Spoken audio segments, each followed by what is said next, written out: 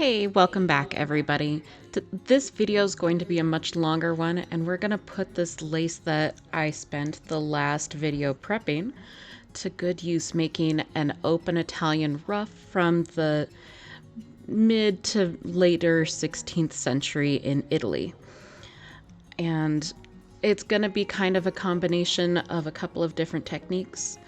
I'm going to link some book resources down below that you can pick up on Amazon if you would like to get some more tangible resources in your hands to be able to work on this. One of the first things that I had to do after I cut out strips of linen, and this is going to be a really fine weight, maybe 2 to 3 ounce linen, was seam the pieces together. I used Patterns of Fashion 4 for this to get roughly the widths of one of the ruffs that they have in there as a guide for how wide to make this ruff. If I were to do it again, I might make it just a little less wide, maybe cut off another inch to half an inch. But for what this project is, it worked really, really well. The historical practice that I saw was that they would just kind of overlap the seams of the linen and run through it, or maybe salvage to salvage in a couple instances. But I ended up just using a scrap that I had, and that meant that I needed to not only seam it together, but because of modern laundering practices, I was probably going to need to finish those seams.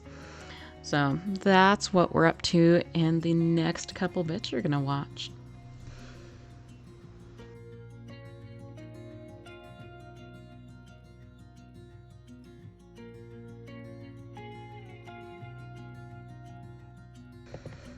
If you've been watching my channel for a hot minute, around the time that this video goes live, you might remember that I was being elevated to the Order of the Laurel within the SCA. And that's kind of been an interesting transition in my last sewing year. So congratulations, you're also going to get a bit of a 22 wrap up while we go through this stuff. One of the things I had always told myself before I was ever elevated was that I would be making at least one ruff to say I've done it. I honestly didn't get that personal goal I had set forth done in time for my elevation. But it's one of the things that I decided I needed to come back and work on. So while I was injured in 2022, I sat down and I finally started working on one.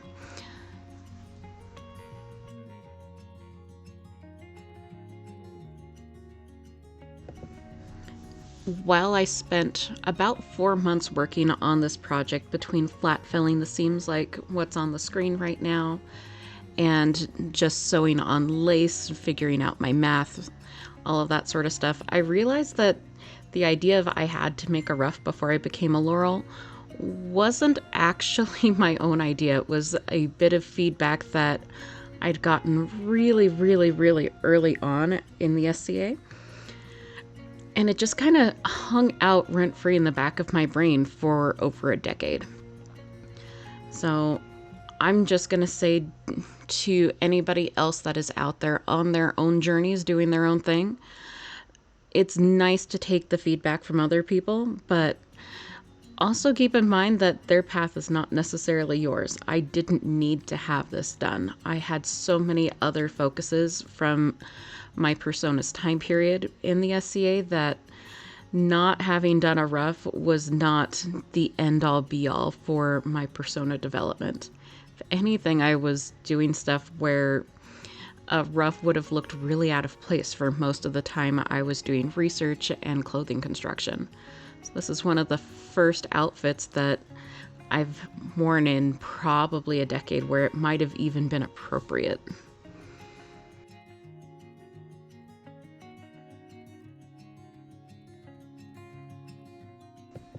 One of the nice things about linen when you're doing small projects like ruffs or veils or even historical underwear is that it's going to finger press really well. So you can cut and fold and press the seams open with your finger usually, and then fold it over and press it again. if it gets to be a large piece before you start stitching it down, it might need some actual ironing. But for small pieces like the strips of linen to get my ruff set up, it really only needed a little bit of handwork. I didn't even have to get out the iron until I was completely done with the project and just trying to get it cleaned up and laundered and ready for wear.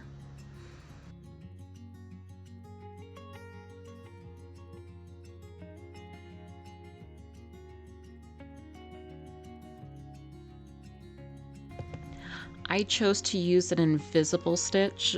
It's a version of a hemming stitch to sew over the flat felled edges of this rather than a normal running stitch, because I was worried about extra loops of thread hanging out and possibly getting caught on my earrings, in all honesty.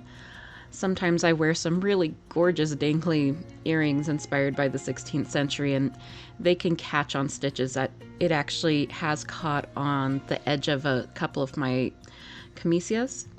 So I'm going to have to go and repair those, and I want to proactively try to avoid that problem with this ruff if I can help it.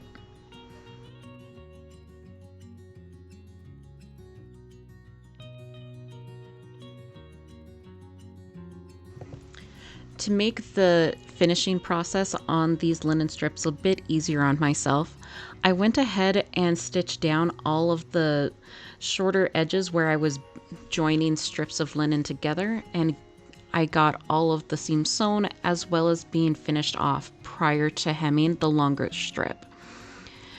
By waiting to hem the longer strip instead of hemming the sections and then joining them together, I had fewer raw edges, and it made a much easier surface to go back and apply all of the lace to that I had. So I would highly recommend trying to do your construction this way instead of the opposite if you decide to make one of these ruffs for yourself.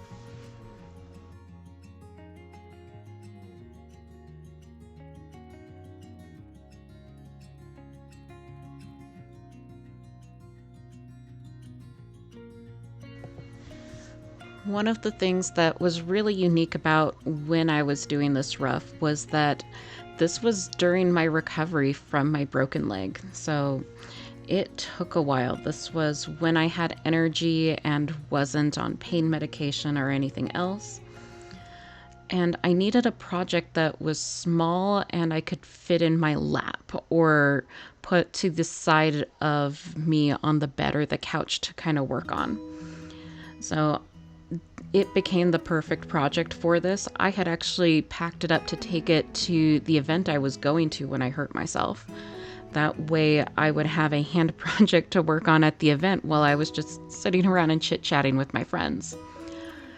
I'm really grateful now that I packed it so that I had something that I could do to keep myself from going too stir crazy while I was trying to recover, especially in those first 6 weeks when I needed really just to be sitting down and marking pleats and gathering linen rather than trying to walk. One of the things about my broken leg from last year was that I wasn't allowed really to walk around or bear weight very much for about the first 6 weeks, which was really rough when I'm used to walking the length of a football field at work at least 32 times a day. And I have counted, so I missed walking around, I missed being busy, and thankfully, when I was feeling up to doing anything, this gave me an outlet to do that. Although I honestly spent a lot of my time not feeling up to doing any of it. It's one of the things that you don't really know about when you're trying to recover from an injury like this until you're actually doing it. You may not always feel up to it. There are going to be days where I certainly sat around and watched TV and just wanted to be better. So if you are in that kind of boat right now, I'm sitting 9 months into recovery from my leg, and I want to tell you that you can do awesome things. And if you don't, that is okay too. You can take whatever pace you're going to need in order to do that recovery. Your health and your safety and your well-being is more important than a project.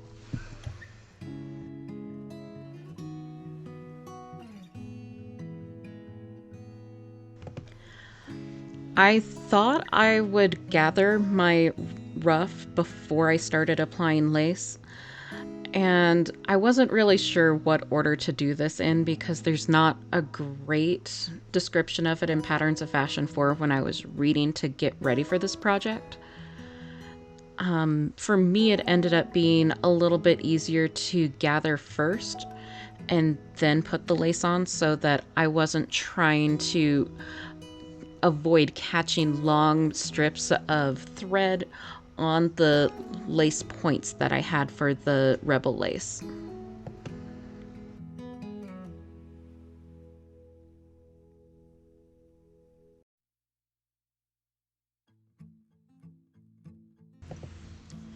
Next to hemming this giant piece of linen, which in the intervening months since I hemmed this and finally get to finish editing the video, I've forgotten exactly how long the ruff was. Gathering it took forever because when you're gathering something like this, you're not just doing one row of running stitches, you're actually doing two.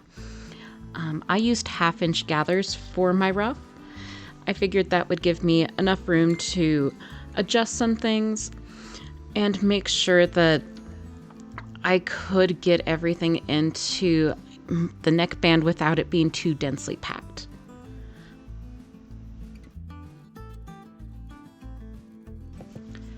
Once I finally got everything gathered, I was so excited to get to finally play with my lace. Can you believe it? So I went and I hid the knot at the end of my thread in my seam, and I kind of used the needle to push it back in there, knowing that as I stitched the lace down, that knot was going to be hidden in the seam and then under the lace that I was applying on top of the seam. I've seen some examples and some people try to just butt the edges and whip stitch between them. I was a little worried that the edge for the particular design I was using might not be sturdy enough to support that, especially since it goes down to just a single thread between some of the points and places. So I applied the bottom just bit of the lace on top of the seam that I had already hemmed, and then I started doing a whip stitch basically through the design in places where it would be relatively inconspicuous, and started my journey of fighting with the thread getting caught on these relatively starched still lace points and trying not to get my thread tangled up. I used a relatively short lengths of thread compared to what I was using for gathering or sewing the rest of this, just because those points became really, really interesting to try and avoid getting things caught on. So that's my 2 cents if you're doing this. I would recommend doing it with good lighting. I ended up doing this in front of the TV a few times, and my stitches got a little bit sloppier without the good light.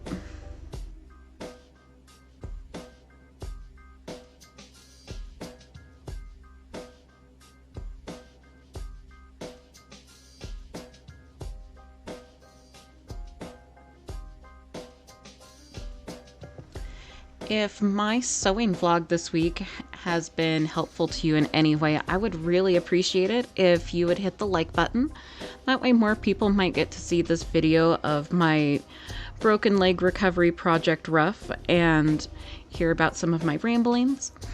And if any of this has resonated with you at all, I would love to hear about it down in the comments. So let me know what you're thinking.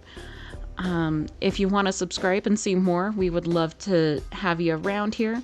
Our little community has a lot of fun.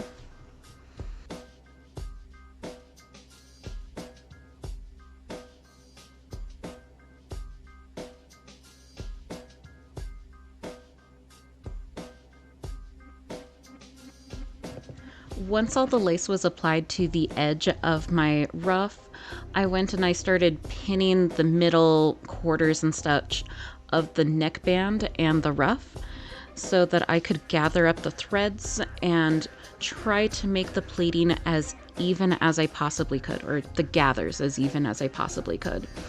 It took a little bit of doing, but it was a good afternoon's project to try and divide everything up evenly while I was stuck in bed.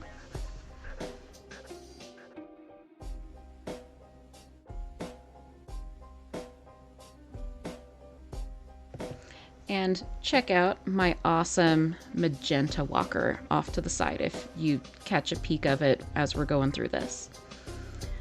But I would highly recommend dividing up your rough and have corresponding spots on your collar to get everything cinched down to a reasonable size. My next step, of course, was to snuggle with our wonderful resident house hippo, Zoe. Keep my leg up and try to figure out where I wanted to start backstitching, where I would have the fewest number of threads getting caught on the edge of my lace while I tried to backstitch my neckband in place. Then I realized maybe I should have shown you the footage of just finishing off the edges of the neckband.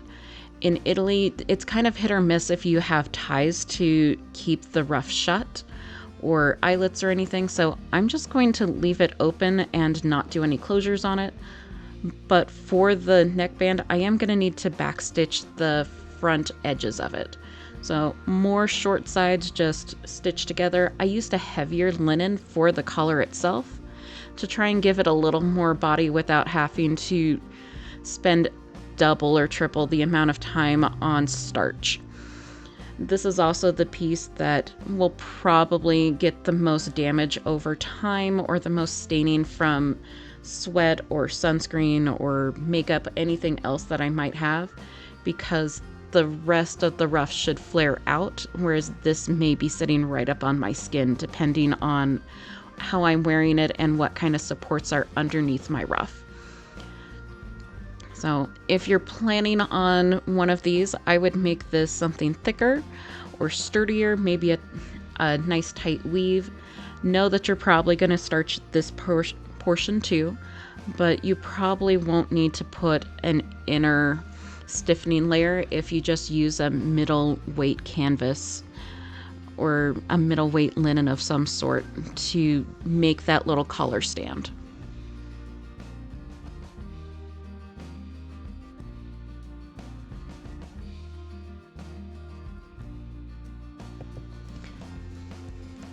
So next day, as I was going through this, I put the gathered up ruff inside the collar. I left both the top and bottom longer edges of the collar open so that I could stitch all of the raw edges of this together along the gathers, and then also have a connection spot where I can attach this to a partlet setup.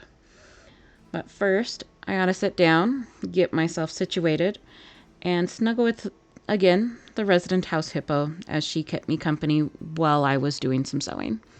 So, everybody say hi to Zoe again. She was my constant companion through this entire process and took very good care of me. Just ask anybody who visited. But to get all of the gathers and everything put in place, I used a backstitch because I wanted to try and give it some stability and some sturdiness at that top edge. My hope was that it would actually keep everything in place the way I wanted to, and if I missed one gather on one side of it, it would be caught on the other side of the collar.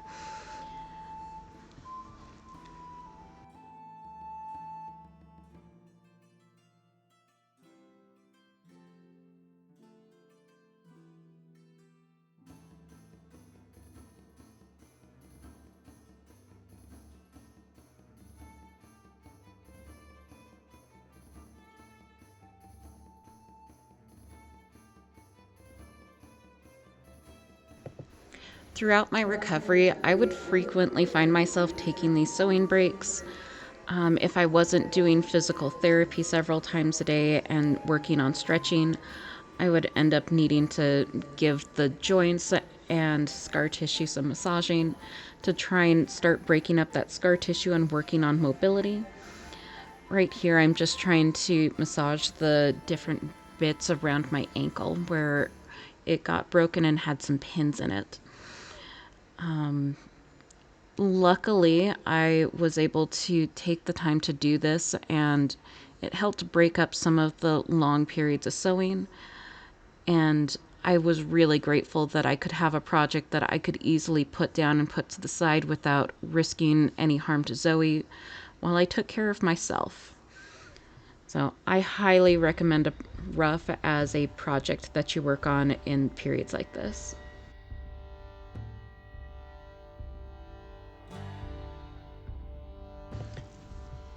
Eventually, I got really sick of my thread, honestly, getting caught on the lace points, and I decided that maybe the RUFF piece could go into a quick timeout, and I would start building the body of my partlet that RUFF was going to attach to. This is a technique that you see in some frescoes of women doing laundry, where you can see a standing RUFF attached to sort of this partlet body that is worn as more of a body layer. It really reminds me of the Renaissance version of a dicky. If you ever wore a dicky in the 80s or 90s, that's what a partlet is.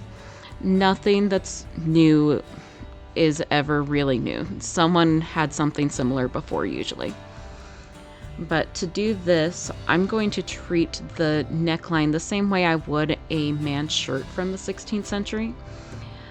So I need to basically do a T-cut for how I'm going to do this, with a slit going up my center front to roughly where the middle of my neck is going to be. And then I need to cut a secondary slit in the shape of a T, and that should be half the width of my neck, give or take. So I didn't do this math correctly the first time, and I'm going to blame pain meds for that, in all honesty. I don't recommend trying to do math for something like this while you're on pain meds. Maybe find a buddy if you're doing this while you're recovering from surgery, or have it prepped and cut correctly beforehand so that all you're doing is hemming while you're recovering. Because the hemming wasn't the problem, it was the math. And you will see later that I didn't do this math correctly the first time. Thankfully, it was too small, not too big, and I was able to recover.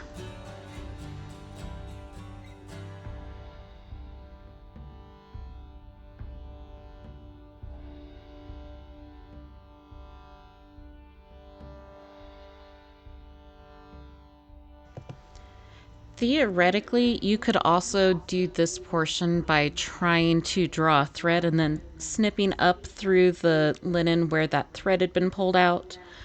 The T shape made it a little bit difficult, but I did try initially before I marked it.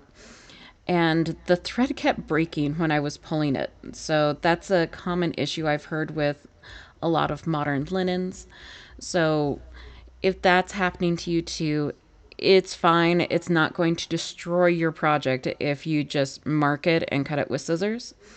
I would try and follow a single thread if you can, but if not, just try and make sure it's square when you're doing this line, and try to keep the square shape and the straight lines as you're working your hems. If one ends up a little bit bigger than the other, you can cover it up with lace, but it just makes your life easier if everything's even when you start.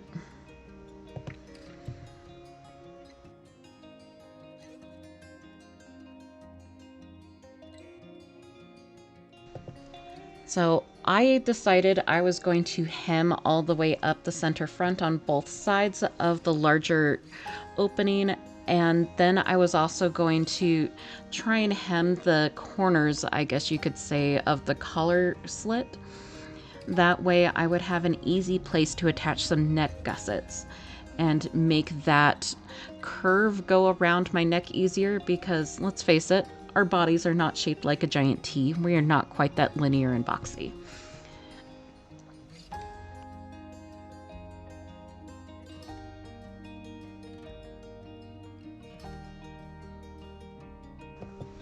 Some people, when they're making these partlet styles with a center front opening quite like this, I've seen a few examples where they've been stitched together at the very bottom to avoid bits flapping open or doing weird things. Other folks I've seen put a tie at the center front so that it can expand and contract if they've got a lot of hormonal weight fluctuation. Some folks that don't have that problem will put a hook and eye right there. And yet again, there's folks like me on this project where we just left it open. And I did that to give myself some options. I wanted to be able to, if necessary, maybe tuck that edge back a little bit and have more of a triangular exposed neckline, or be able to let it sit center front and keep that more of a U shape. You can also create a V-neck almost with these partlets if you do this right. So I just left it unattached in the center front to give myself more options. But that doesn't mean that I didn't have the job of hemming all the way up and down the seam.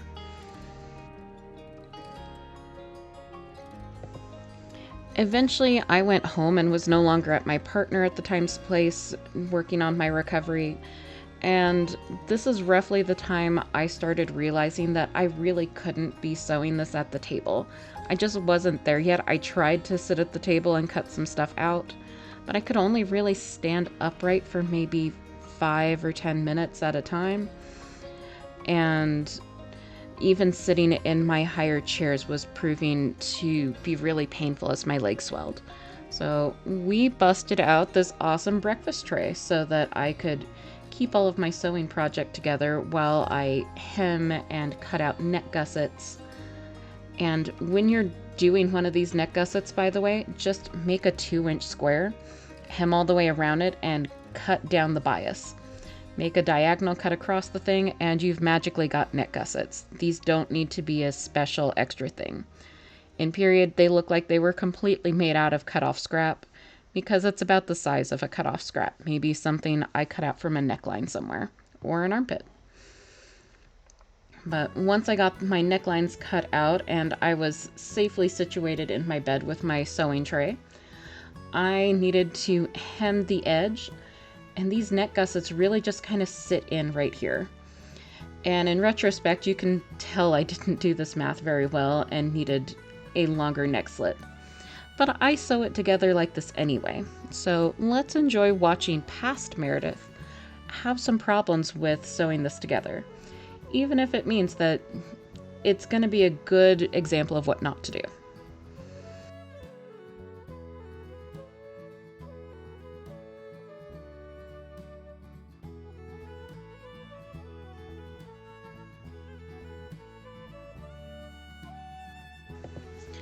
The seams, since they were already finished, were just whip stitched together really tightly. That portion is beautiful, and the bias stretch is what would normally give the collar that beautiful stretch to fit around my neck.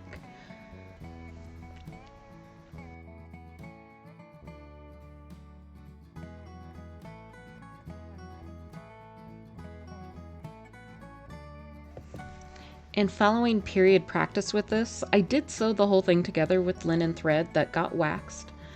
And I did try to do everything with a single thread instead of doubling. I grew up doubling thread because that's what a lot of us are taught to do with modern sewing, right? But in this time period, it was all done single thread to try and get that thread to last longer, unless there was a reason that it really needed to be doubled. Honestly, a neck gusset on a partlet is not something that is under high enough tension that it needs to be double threaded in order to stitch it together effectively. So I just used tiny stitches, and it has been working beautifully on this so far.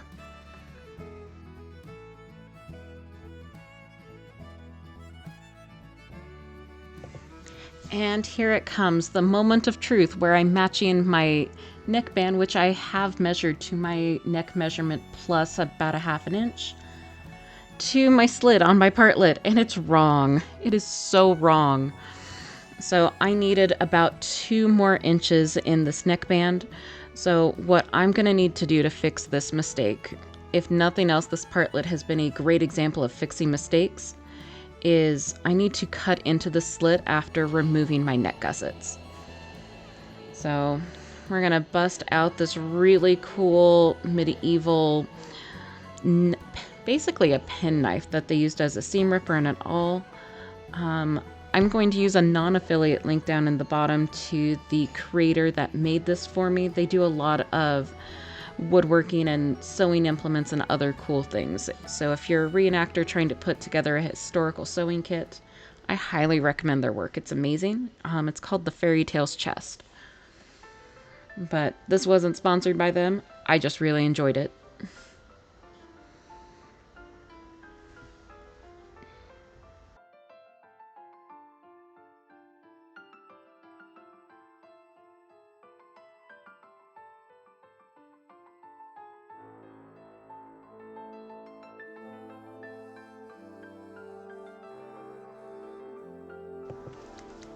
Take 2 of sewing the neck gussets together was way more successful.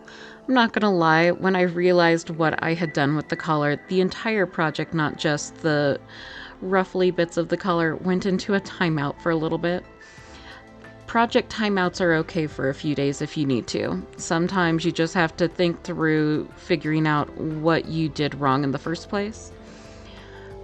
I find it's helpful to find something else that can help you move forward in those situations and then come back to the piece that was causing you issues. So I re-hemmed the slit pieces that weren't already hemmed. That's part of why the hem looks a little bit weird right there.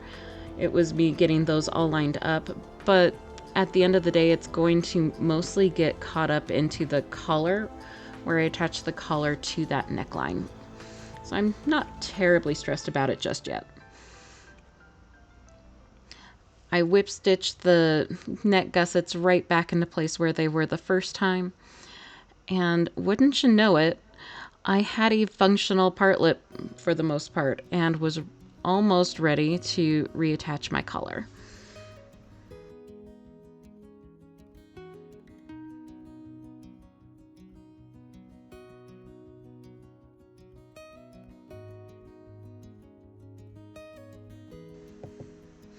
Pivoting the points of your neck gussets can get to be a little bit tricky. What I have found is roll the point inside the slit to be as narrow as you can and do as many whip stitches as you can around that, because you're probably not really going to have much of a seam allowance at that particular point, even if you're doing a rolled hem. But if you do it this way and almost create a buttonhole or a satin stitch like effect around that point, it's going to secure it and you'll be able to keep sewing along your gusset.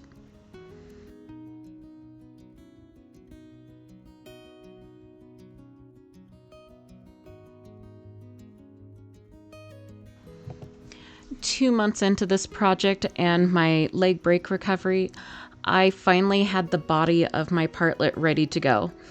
I was so relieved to finally be through this portion, but you better believe that I double checked the math this time to make sure my collar would actually fit correctly onto the neckline of the partlet that I'd cut out.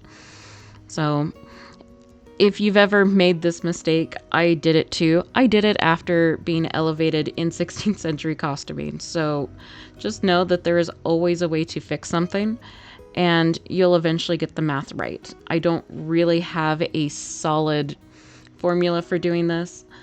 I will probably sit down and actually do the math and figure out that formula at a later date.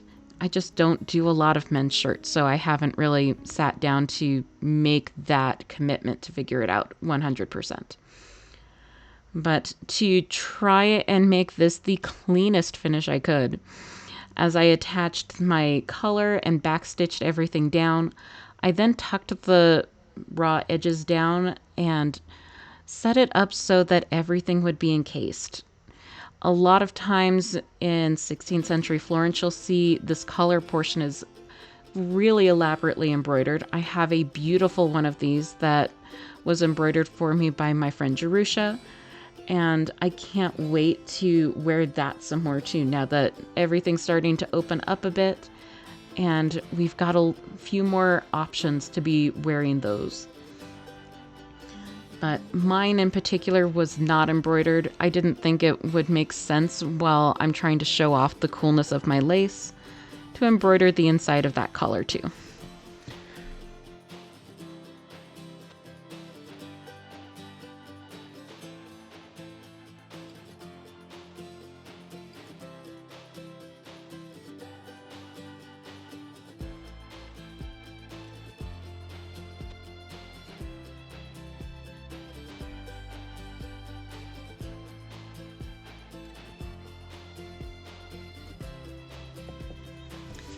For the record, I also want to throw a huge shout out and thank you to all of my local community and my far-flung friends and family for your help while I was trying to recover. It was really, really awesome to have you guys checking in on me, even if it was just to see what I was working on and maybe see if we needed a grocery drop-off. You're amazing. Thank you for your comments, your concerns over the last 9 months, and helping me to stay inspired to eventually get this project done.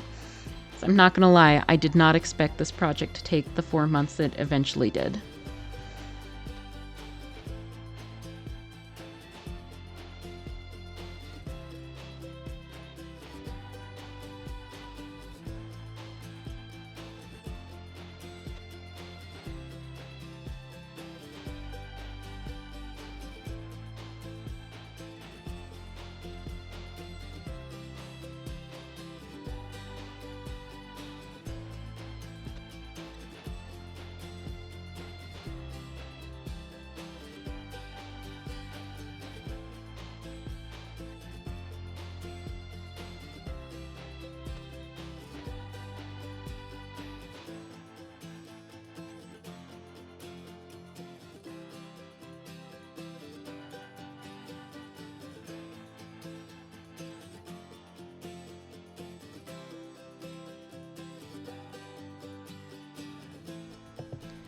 So one thing I did definitely do as I was sewing down the neck of my partlet was I backstitched quite a bit of this.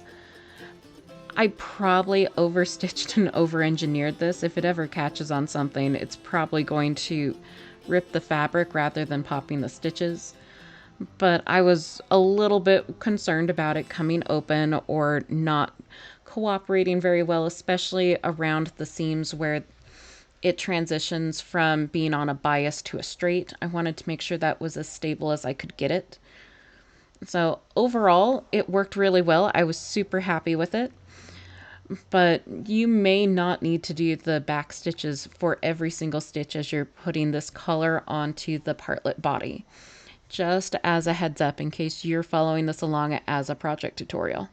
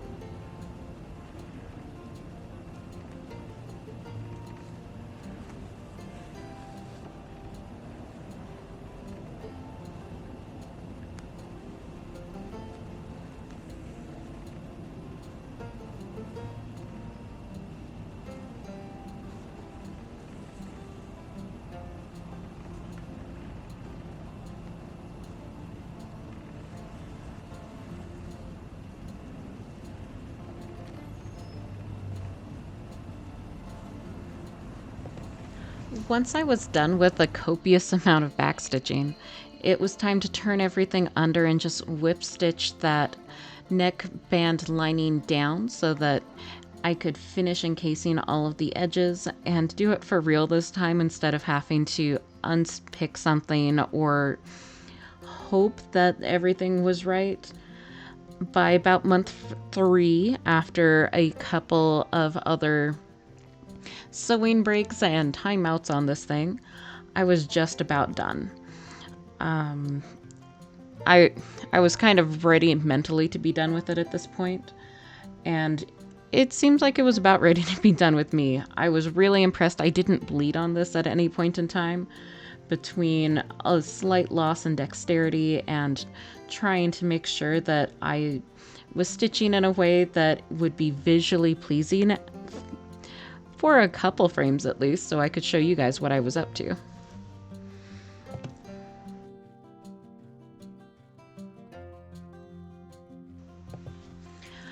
While I was stitching down the lining of the collar to encase all of my raw edges in this final pass, I wanted to make sure that I wasn't going through and having a bunch of loose stitches on the outside. So both inside and out, I did some pretty tight little whip stitch situations, and I checked periodically to make sure there weren't loose floating threads if this didn't just pick up the seam allowance, which is what I tried to do.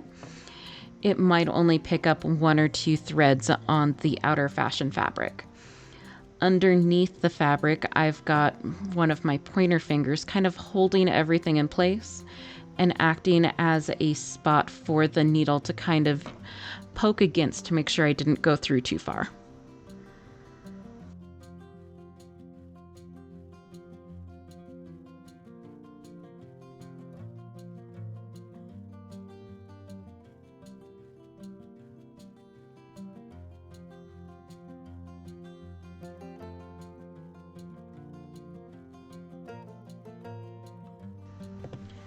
So I want to ask all of you, feel free to tell me about it down in the comments, but have you ever had a recovery project where you were working on something that you maybe didn't have time to do before and you were injured and finally had a chance to do it?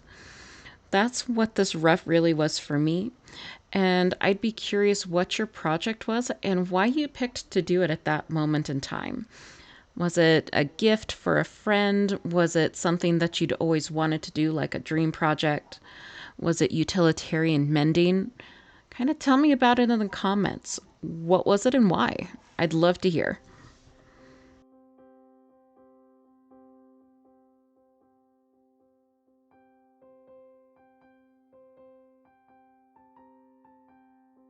Okay. I went digging through my lace stash. And this isn't for insertion lace. This is actually going to do the front neck edging. Because the Italians wore these open more frequently than closed, it looks like, it wasn't unheard of for them to go crazy and put tiny little edges of lace around the center front, in addition to the crazy amounts of lace on the top of their ruffles. So that's what this is going to be. Okay.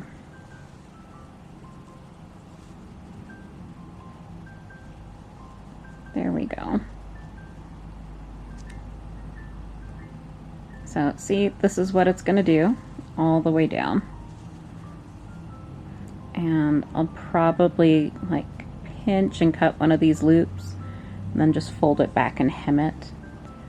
Since I've already applied this top lace, I mean, I could probably unpick that corner and stick the front piece under it and then stitch it back down. But I'm not sure I want to go through that effort.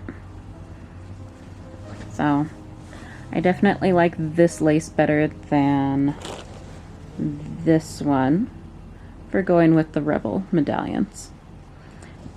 These laces and the long yardage are not from DSA Threads. These are cotton lace lengths that I got in a stash swap with a friend.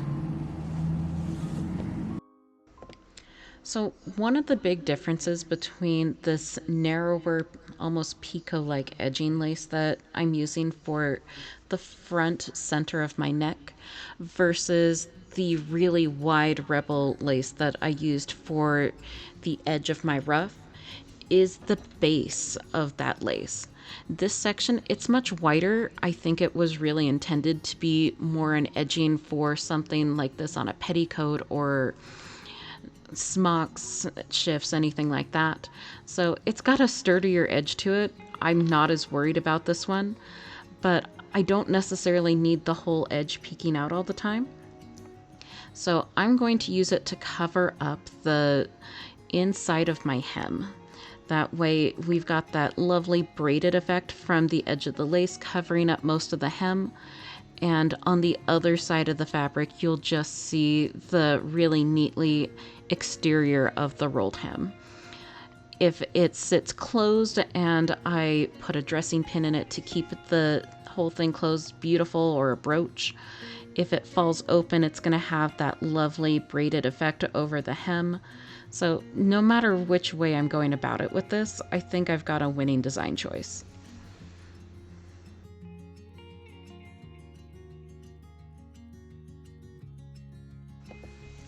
There's also examples where, rather than this being a bobbin lace or anything like that, from some of the portraiture, that this really could have just been needle lace that someone was working just like an embroidery piece over the edge of their partlet. You'll see that there's examples of veil makers working lace right onto the edge of a veil rather than doing it as yardage to then add later. So it's not unheard of. There's also a lot of pattern books that start coming out in this time period. So women at home could be going through their pattern book, decide they like something kind of dainty and small like this, and just work it on there themselves with their embroidery tools. I'm just using the pre-made lace because this project is already sitting at 3.5 months by the time we are looking at this lace edging. I really don't need it to take on a full 5 or 6 months by trying to do the lace by hand. So let's be real. I've done some needle lace before and it's gorgeous, but I'm just not that fast at it.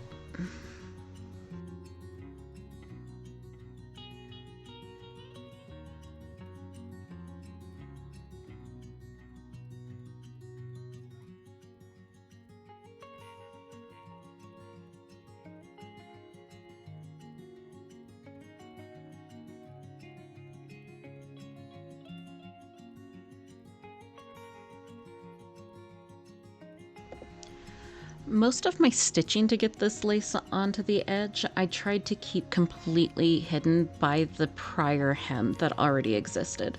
So I kind of tucked my little knot inside and underneath as I tacked down the very edge of that lace.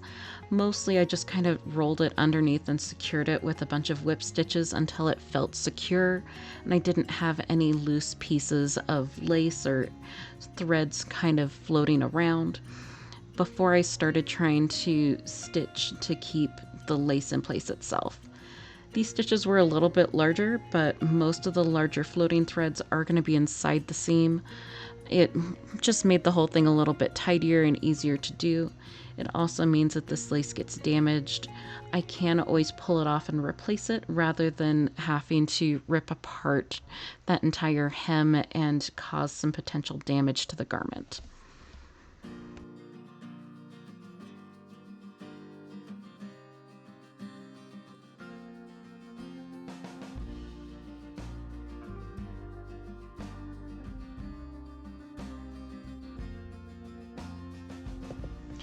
One thing you might notice when you're sewing lace that really makes it stand out as a hand-sewn garment rather than something that was sewn on machine is your ability to hide your stitches. I try to make it a goal of mine personally to make my sewing stitches to apply any lace that I'm doing look like it was part of the original design, or as close to that as I can manage. It's going to help hide any of those stitches, and it makes it so there's not an obvious interruption of that pattern, which somebody worked really hard to create, whether it's by hand or by machine.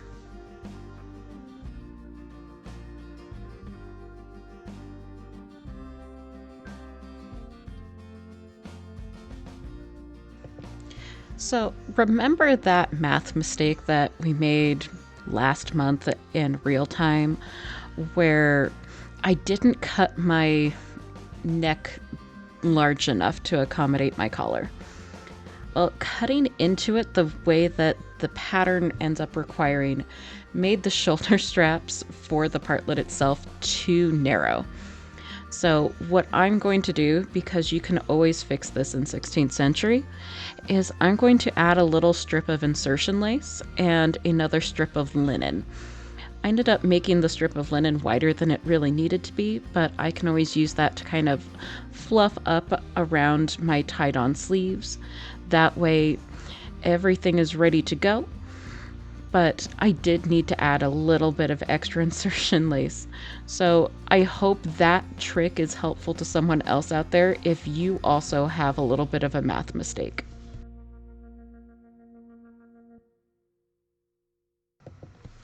So when it comes to adding the insertion lace to this, I kind of go about it in two different methods. My main goal is that I only want to attach the edge to the edge of my hem.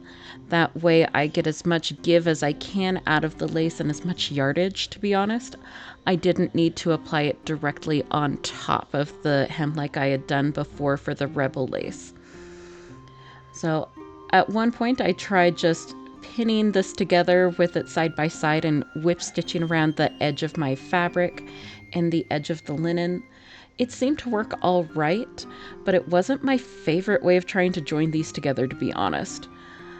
I also did a roll hem and just tried to roll up and whip stitch around really securely at the edge of the lace once I knew the yardage I would need. And that kept it from unraveling and has made it a relatively safe and easy to launder garment so far.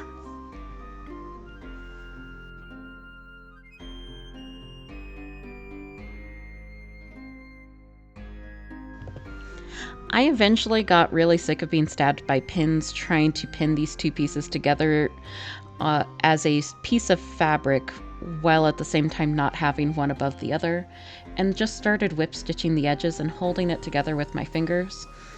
It was way faster than trying to pin one on top of the other and then kind of spread it out as I went. So I just used a quick whip stitch to get the hem and the edge of the lace to combine together.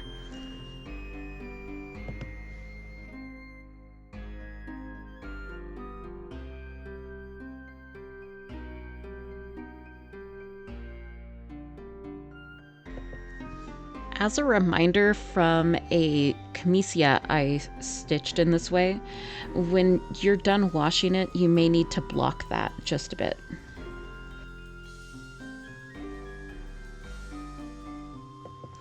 For the purpose of this video, just know that I braided some string and attached it to the armpit sides as ties to hold my partlet together. But that was really less labor intensive than trying to do this insertion lace and expand out the overall partlet body so that I could wear the ruff effectively. They didn't really do the detached ruff as much in Italy unless they were wearing a taller Spanish styled collar. A lot of times they preferred to keep it open, and when you consider the climate, it makes a lot of sense. Another attachment style I tried when I was doing this lace was actually trying to pin into a pillow. This was actually the resting pillow that I had for my leg, which is what gave me the idea. There was a day where I just pinned the fabric and the lace and everything together on the pillow when I didn't need it for a couple of hours, and started using it almost as a lace pillow to hold everything in place while I stitched it back together. This made my life way faster, so if you've got the option to use a cushion of some sort while you're adding your insertion lace, by all means do it. It will save you so much time. But if you don't have one, you can stitch it together without. It is completely doable. This was just faster for me.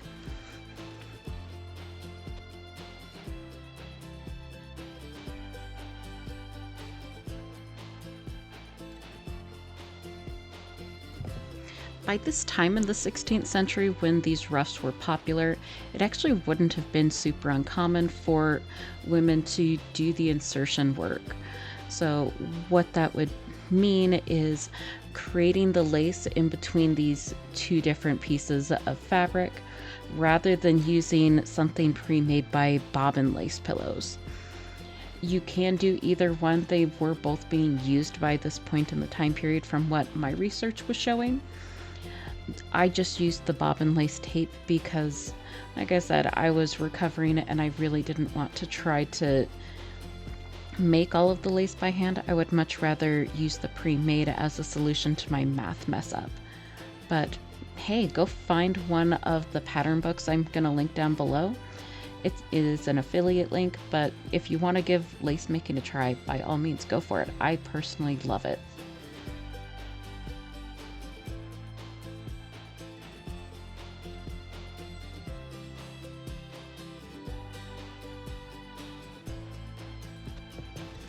Even after I was able to get my new ruff finished, because of mobility issues, it was still several months before I actually was doing well enough with my mobility and my ability to catch myself to wear an outfit that it would have been appropriate with. I'd been wearing a lot of different things through that time period, and I can't tell you how good it feels to be back in my normal 16th century Florentine and Roman outfits. If you've liked this video, again, thank you so much for watching to the end. Go ahead and hit that like button and subscribe if you want to see more information on how I made the dress that this lovely ruff is being worn with. In the meantime, have a fantastic day. Bye.